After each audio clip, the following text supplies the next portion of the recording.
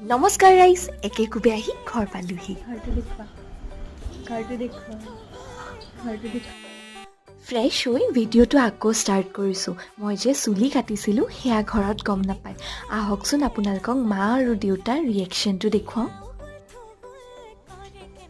কেনেকুৱা লাগিছে? মোৰ ঘৰত বাৰু মা আৰু দেউতাৰ চুলি চুটিকৈ ৰাখিলে একো প্ৰব্লেম নাই। সন্ধিয়া গ'লোঁ কলিতানী বৰমাহঁতৰ ঘৰলৈ এওঁক লগ কৰিবলৈ।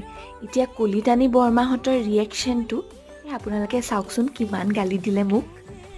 কিয় কাটিলো একো ভাল লগা নাই। গালি সপনি শেষ হোৱাৰ পিছত বহিলোঁ মাইনাবাৰ বিয়াৰ কেছেটটো চাবলৈ। সেই যি অৰেঞ্জ কালাৰ পিন্ধি আছোঁ সেইজনী মই। আগতে মাক আৰু দেউতাকৰ বিয়া কান্দুলীয়া চৰ খালেহে হেনো দেখে। আজিকালি টেকন'লজিৰ সহায়ত সেই চৰটো নাখালেও হয় দিয়ক।